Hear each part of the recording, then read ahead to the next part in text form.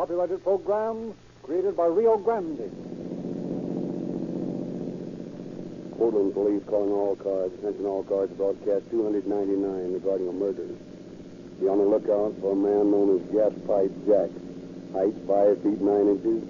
Weighs about 175 pounds. This man is armed and dangerous. That's all. Rosenquist.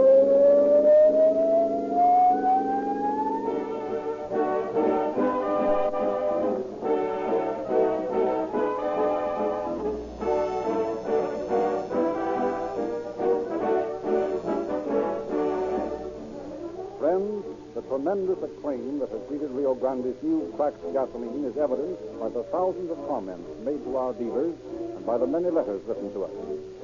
Letters from intelligent buyers for fleets of commercial automobiles and trucks. Letters that back up the great acclaim made for this new, totally different gasoline by your city, county, and federal law enforcement agencies. Here's what Mr. O.W. Hollingsworth of Coastline Truck Service Incorporated, Los Angeles, said. We use your cracked gasoline almost without exception, and we honestly believe that it's the best performance gasoline on the coast today. Mr. A.C. Prickett of the American Transfer and Storage Company of Fresno. In changing over to the new Rio Grande cracked gasoline, our records show a marked difference in performance. On one particular run, we now use an average of 70 gallons of gasoline compared to 78 gallons of the old-style gasoline on this same haul. Mr. John W. Driscoll of the Glendale Wholesale Meat and Provision Company states, I've had occasion to use most of the leading brands of gasoline in my fleet of trucks, but I sincerely believe your gasoline is absolutely the finest I've ever used. I can heartily endorse it to any and all fleet owners. just try for yourself the most highly endorsed gasoline ever sold in the West. And you'll return again and again to the red and white Rio Grande station for the gasoline that is first in public service and should be first in yours.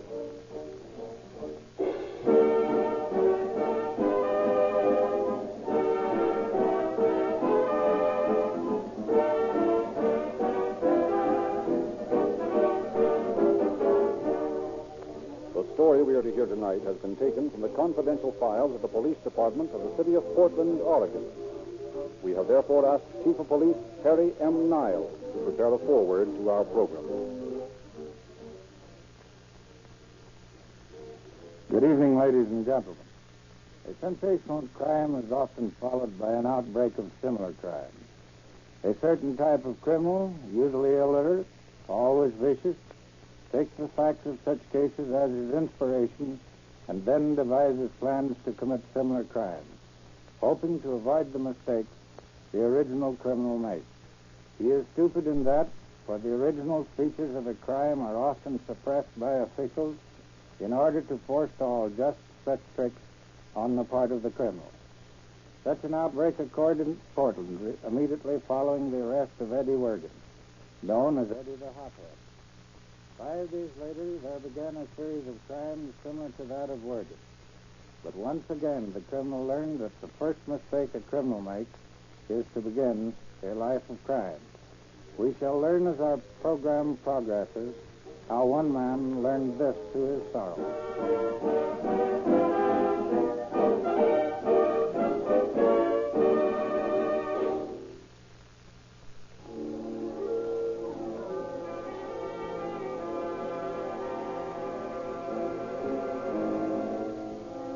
First tentative shadows of late afternoon were beginning to edge their ways over the rooftops of Portland, Oregon, and to settle into the streets below. Through their lowering gloom, a young man, his hardened features partially concealed under the turned-down brim of his slouch hat, moved furtively along the sidewalk of one of the city's less prosperous business sections. He stopped in front of a second-hand store owned by Morris Zielinski, threw a last cautious glance up and down the street, and turned towards the doorway. Good afternoon, sir. I can do something for you, maybe? Yeah. Yeah, you can do something for me. Whatever it is you want. If I got it in stock, you can bet it's the best, mister. If I ain't got it in stock, well, I can get it for you anyhow. Don't worry. You got what I'm looking for in your place, all right? Sure, I wouldn't doubt it. All you got to do is tell me what you want. If it's clothes, I got bargains that would surprise you. All good material. And this week, a special price on over. And I ain't looking for no new duds. Let me see one of them. Yes. Let me see one of them suitcases you got piled up on them shelves at the back of the store. Oh, that suitcase you want. I just got to think. Okay. Trot some of them down for me. Come along. I'll show you. I got one back here you couldn't beat anywhere for the price. All durable leather. Yeah. As getting it dark. Wait, I'll turn on the light so you can see better. Never mind that. I don't want no light on, see? Don't want the light, but you can see. Well, electric lights bother my eyes. Oh, that's too bad. Maybe you should be seeing an eye doctor. Yeah, maybe. Anyway, you could carry the merchandise up front by the door. There's plenty of light there to see. Now, here's just a suitcase for a young fella like you. Classy looking, plenty of clothes space, and almost like brand new. Yeah, it looks all right, but I'd rather see that big one up there in the corner. The one on the top shelf. The black one, you mean? Yeah, that's the one. Sure, I could make you a good price on that suitcase. Wait while I bring over the step ladder. Sure, take your time. There's no hurry. It's all right. Now, would you mind to hold the ladder for me while I climb up? Huh? One time it slipped, and I was for 10 days in bed. Oh, okay, sure. I'll hold it. Thanks. I'll have the suitcase for you in 2 shakes. Oh, yeah? That's what you think. Oh. Yeah. Out cold. Never knew what hit him. Now, where's that cash drawer? Here we are. Well, not bad. And just like taking candy away from a baby. What a dumb cluck I was not to think of this angle before. Coming out of it. Okay, dope. Here's a piece of gas pipe you can keep to remember me by. Yeah.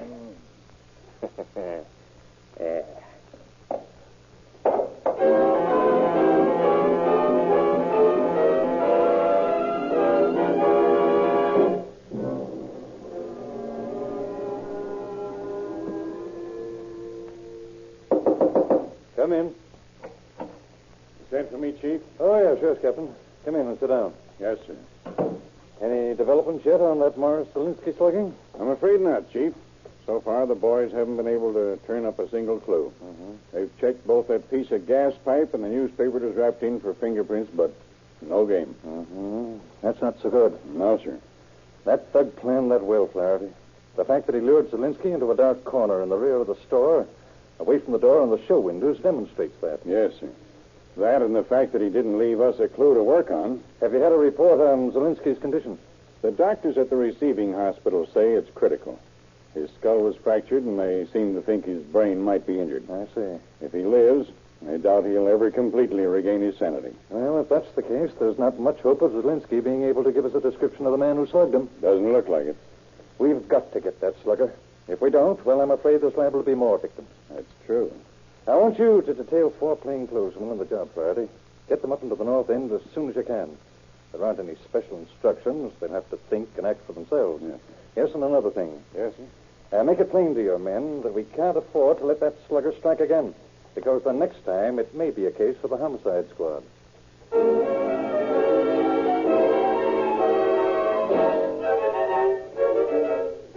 And so began the almost hopeless task of tracking down a criminal who had left no clues. A man whose name and description were unknown to the police. A vicious thug, cunning enough to cover his trail and bold enough to walk the streets without fear of arrest. And then, on the day following the slugging of Morris Zelinsky, a stranger walked into a saloon that was situated within the block of the scene of the crime.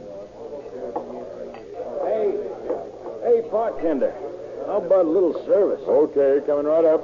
Boy, oh boy, have I got a hangover from last night. Yeah, well, I suppose a fellow's got to expect him now and then. What'll it be? Give me a shot of whiskey. Any special kind? You want bourbon or what? No, a shot of your bar rye's good enough. All right, here.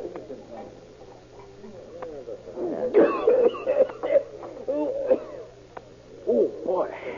Hey, that first drink on the morning after sure goes down hard, don't it? Yeah? But I'm a diehard. Go ahead, pour me another one. Okay.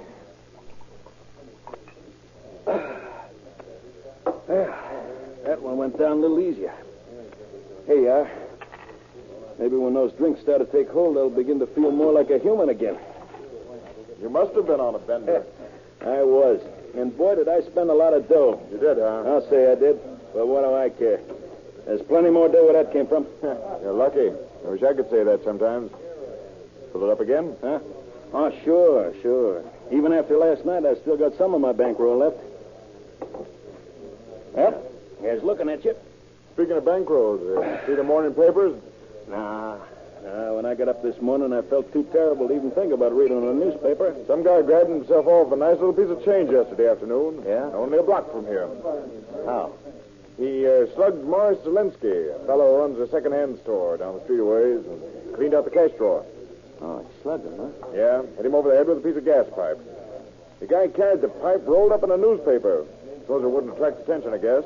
Well, that's one way of getting dough. Yeah, but only a rat would pull a stunt like that. Oh, yeah? Poor old Morris is in the hospital with a fractured skull. They're not even sure he'll live. Well, now, ain't that too bad? Yeah, it is. How much did the guy get, do you know? No, the paper didn't say. Looks like they got half the Portland Police Department out looking for him, though. They'll get him. Them dumb cops can't catch nobody. Say, you haven't got a paper here, have you? Sure, somewhere. You want to look at it? Yeah. Here. Thanks. And, Here it is. Oh, yeah. Yeah. Morris Zelinsky, proprietor of a store located at 3rd and Couch Streets, is in a critical condition at the Mercy Hospital. The result of being slugged by an unknown bandit late yesterday. The motive apparently was robbery, but the only clues discovered by police is a piece of gas pipe used by Zelinsky's assailant as a weapon in the newspaper in which the pipe was wrapped. Zelinsky was found unconscious in the rear of the store by friend Robert Bloomfield, who has since posted a reward of $100 for the I'd like to get that reward, huh? Say, who is this guy, Robert Bloomfield? What's the idea of him butting into this thing? He's an old friend of Morris's. He runs a second-hand store, too, over on 2nd Street, just a block away from Morris's place. Well, now, ain't that something? So this guy Bloomfield runs a second-hand store, too, does he? Yeah. Over on 2nd Street, huh? That's right. Well. And he can afford that reward easy, too. Old man Bloomfield's worth plenty. Oh, yeah? How do you know? Oh, everybody around here knows that. He's been in business in this neighborhood for years. You want another shot? Huh? Oh, no, not right now. I just remembered there's an errand I got to do. Oh, say. Yeah? You mind if I take this newspaper? No, go ahead. I'm all through with it. Thanks. I'll see you later. Robert Bloomfield, huh? 2nd and Couch, huh?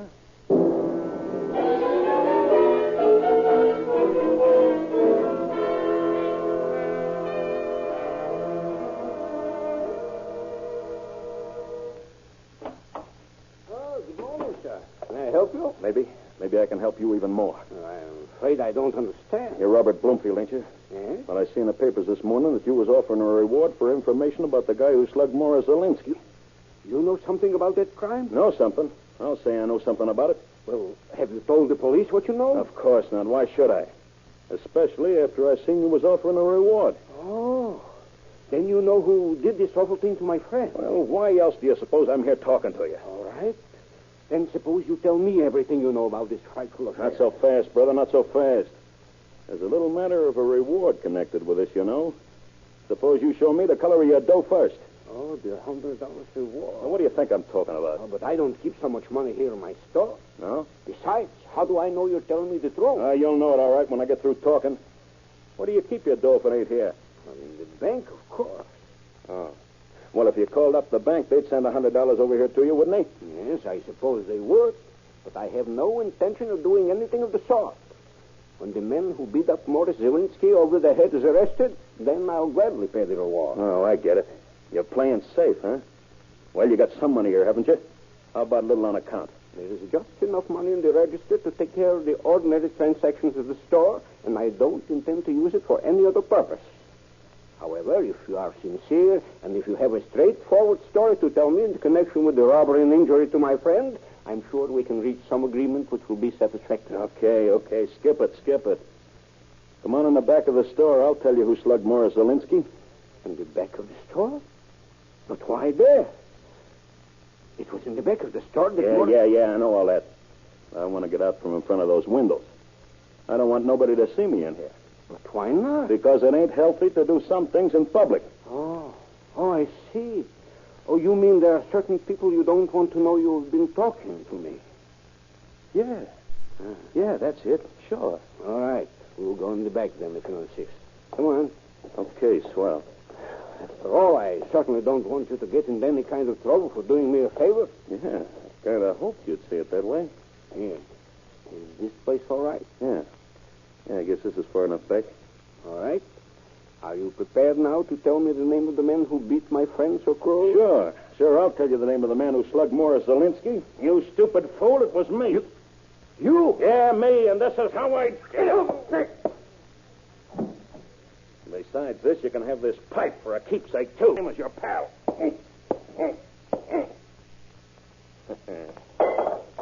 Yeah. Now, my fine-feathered friend, we'll have a look in that cash there of yours. That'll be as much there as there was in old man Zelinsky's anyhow. Well, say, this is all right. Business must have been booming for you, sucker. You know something? I'm getting to like this racket better and better all the time.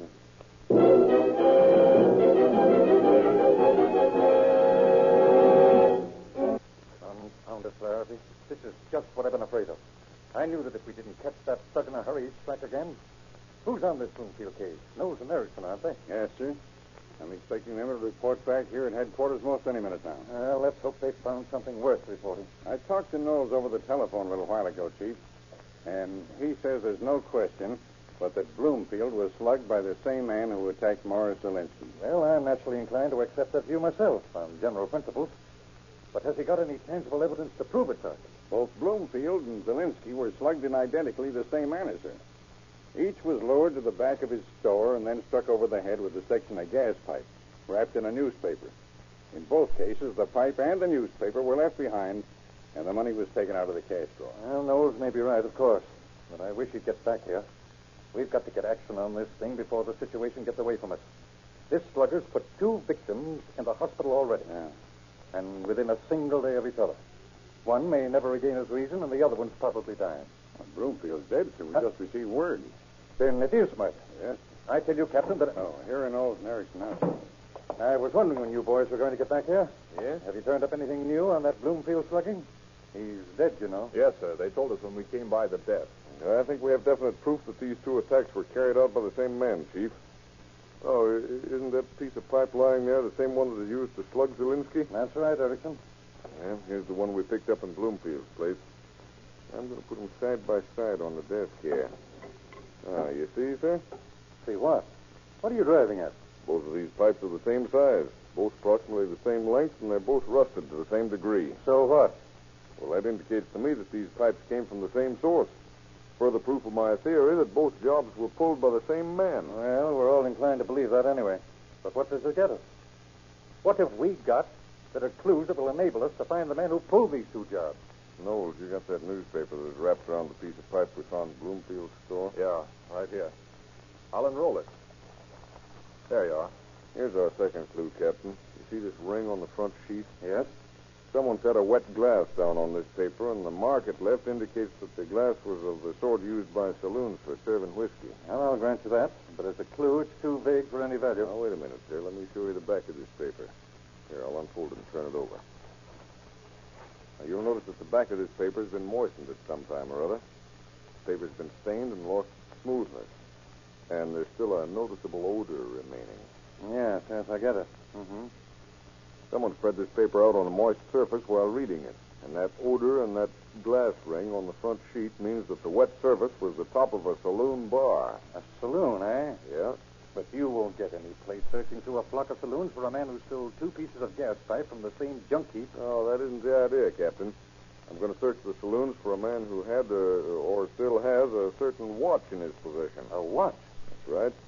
Robert Bloomfield had the habit of keeping his watch in the drawer of his cash register while he was in the store. Now, that watch was taken when the cash register was rifled by the slugger. And I have a full description of the watch and the number of the movement. Oh, I see. Then you have really got something to go on after all. I think we have. And the newspaper clue merely narrows down my search for the watch to saloons in the vicinity where the 2 crimes were committed. Good work, boys. Just the knowledge that we've any sort of a lead at all is a big relief to me. To all of us, I guess. Well, let's get going, Knowles. All right. The sooner we find that watch, the sooner we'll have a prisoner.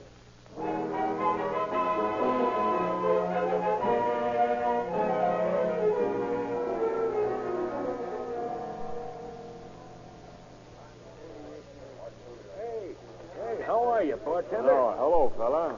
Get over your hangover all right? Oh, boy, not yet. I went overboard again last night. Yeah, I know. You were in here for a little while. Was I? Doggone if I can remember. Don't you remember coming in around midnight? You had some friend with you. Midnight? No, afraid I don't. The two of you sat up there at the end of the bar. Really? I was working one of the night bartender's shifts for him, see? Yeah. You had a couple of drinks, incidentally, you and your friend, and then wandered out without paying for them. Oh, I did, huh? Well, a guy sure does some screwy things when he's cracked. I'll fix it up with you before I leave. No hurry. Say, come here, will you? Yeah? How'd you like to buy a good watch cheap? I got a watch. Yeah, but take a good look at this one. Ain't it a honey? And I'll make you a swell bargain on it, too. It's a nice-looking watch, all right, but I wouldn't have any use for it. Besides, I'm pretty near busted. All right, listen, I'll show you what kind of a guy I am. Watches and money don't mean nothing to me. There's always plenty more where these come from, see? So, look, here's what I'll do. I owe you for 4 drinks, right? Right. All right, I'll put the watch down on a bar like this, see? And right here beside it, I'll put the money for the 4 drinks. Now, here's the kind of a sport I am. Take your choice. Whichever it is, we'll call it square. You mean either the watch or the money? Sure, that's right. And there ain't no catch to it, neither. All right. In that case, I'll take the watch.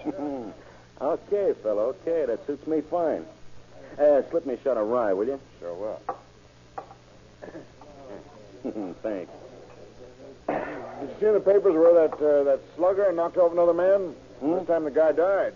No, I never read the papers much. Say, look, fella. Yeah? I notice there are a lot of strangers in this part of town tonight, and something tells me that they're dicks. You named it. Yeah, detectives, all right. They're sticking out on every pawn shop and second-hand store in the North End. Oh, yeah? You know, I bet the slugger'd like to know that, don't you think? Well, if he knew it, he'd lay off that gas pipe racket. Why? Yeah, well, it wouldn't be healthy tonight for any man to walk into a pawn shop or second-hand store with a newspaper rolled up in his hand. Yeah, I suppose he'd change his racket, all right. Yeah, Start picking on some other kind of stores. Yeah, I think it would be healthier for the slugger to change his business for a while. Hello, Mr. Jim. Huh? Oh, hello, Wong. Hello. Looky, I bring you back your suit, see? Oh, fix you up very nice, you see? Yeah, that looks fine, Wong. Show up that tear under the coat sleeve. Oh, yes, see. Tear all sewed up very neat. Yeah, I also make it clean, plastic suit. You like it? Oh, it looks okay from here. Hand it across the bar to me, will you, Wong? Yeah, all right. Here, you take it. Hey, you did do a nice job. How much dough you? How much all? Yeah. Oh, getting some How much is that? Yeah, 50 cents, 50 cents. Well, that's cheap enough for work like this. Here you are, Wong. Yeah, all right. Thank you, Mr. Jim. You'll catch him more suit, get it clean in plastic. Won't do very fine. Okay, Wong, I'll remember that. Good night. Yeah. Good night, Mr. Jim. Chink Taylor, huh? I thought they were all laundrymen or cooks. This is a new one on me. I know. Wong's a pretty good tailor. Oh, Got yeah? a lot of customers around here. Oh, probably makes quite a bit of dough, I huh? wouldn't be surprised. His little shop over at 2nd and Ankeny looks pretty prosperous. 2nd and Ankeny, eh? Just a block away, and a guy told me once the Chinks don't keep their dough in banks. What'd you say? Huh? Uh-huh. I was just thinking out loud, I guess. A bad habit, don't you think? Yeah. Another drink? Huh? No, not right now. I got a couple of things I got to do. Oh, say, Huh? you through with that newspaper? I'd like to read what it has to say about the slugger, if you are. You should buy one of your own sometime. Sure, take it. Well, I'll buy one sometime. I'll just fold it up and slip it in my pocket, if you Not don't mind. taking any chances of the detectives picking you up for the slugger. What? Them dumb cops? Don't make me laugh. Well, I'll be seeing you. Yeah. Good night, fella. Good night. St. Taylor, huh? Well, what do you know about that? And only a block away, too. Hey, look where you're going, will you? Hey, what's the matter? Knowles, come along. Sorry, old fellow. Oh. Well, that's all right. Hello, Jim. Oh, hello, Exton. How's Trick? Pretty good. You want a little customary poison? No, thanks, Jim. Knowles and I are working tonight. Oh. Hey, who was that hard-looking gorilla that just went out? I don't know who he is. He's been dropping in here pretty regular for the last few days. I admit he looks kind of tough, but he acts okay. What's he do for a living, you know? No, I haven't the faintest idea, but he seems to have plenty of money. Watches, too, I guess. Watches? What do you mean? Well, you see this watch here? He laid that on the bar alongside of the price of 4 drinks that he owed me and told me to take my choice. I took the watch, naturally. Beauty, isn't it? Let me see that watch. Sure, here, take it. By George Erickson, it matches the description to a T. I'll open the back and we'll make sure. What's this all about? 14, 3, 56, 7, 8, 1. That's it. That's a watch, Erickson. That fellow we bumped into gave you this watch, did he, Jim? Yeah? You know where he was bound for when he left here? I haven't the faintest idea. He said he had a couple of things to do. What were you two talking about just before you went out? Oh, I don't know. We're talking about the slugger that's been operating around this neighborhood. That's about all. What did this bird have to say about the slugger? Well, I don't remember very clearly. Seems to me he said something about the slugger changing his line of business, seeing as how you detectives were watching all the pawn shops and second-hand stores. That would be a smart thing for him to do. I think it's anything else? Any mention of any other line of business? No, nothing I can hear. No. Wait a minute. Yeah. We were talking about Wong, that Chinese tailor over at 2nd and Nankini. This fellow suggested that Wong might be making a lot of money. Good Lord. Come on, Knowles. There's still a bare chance that we can keep a Chinese tailor out of the morgue.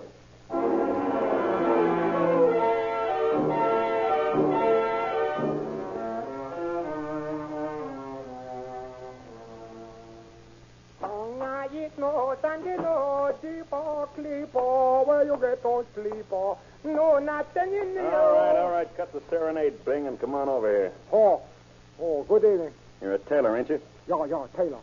You liking me make a nice suit for you? Huh? Or maybe so fix up not very good suit you wear. Yeah, that's a good idea. That's just what I need. A new suit. Oh. Let me see some of that cloth you got in those shelves back there. Yeah. You come look, you see.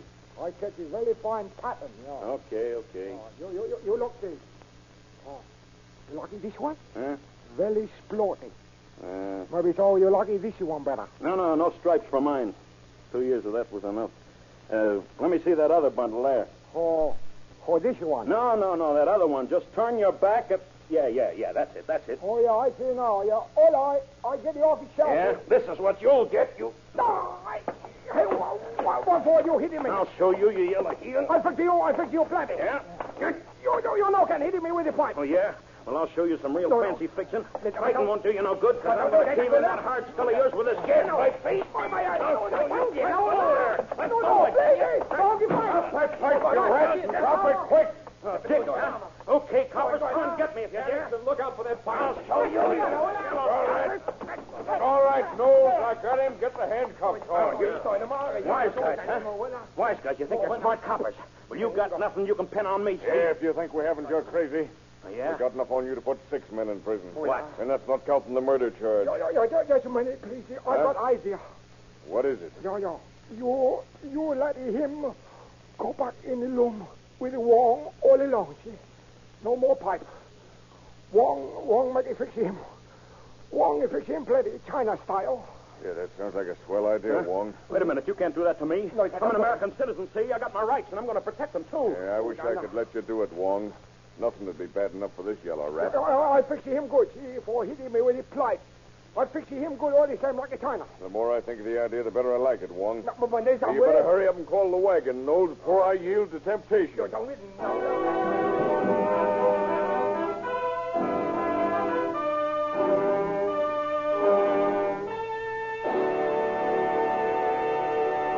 In just a moment, we shall hear the concluding facts in our story.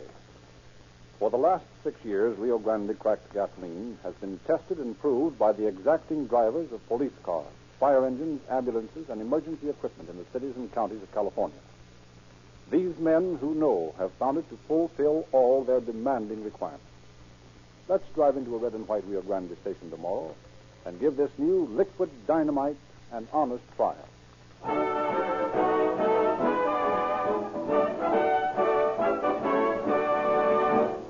Jack Carver, alias Gas Pipe Jack, was brought to trial and speedily convicted. He was sentenced to spend the remainder of his life in contemplation of the fact that a life of crime is a losing proposition.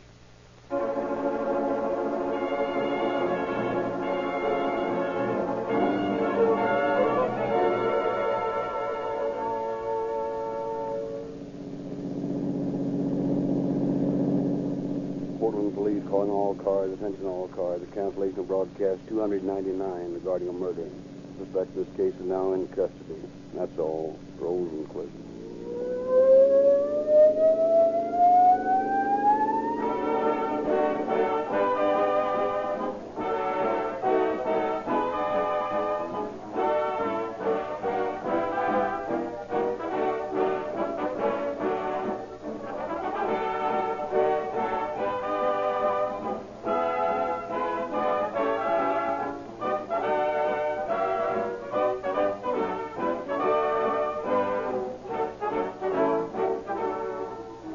is your narrator, Frederick Lindsley, bidding you good night for Rio Grande.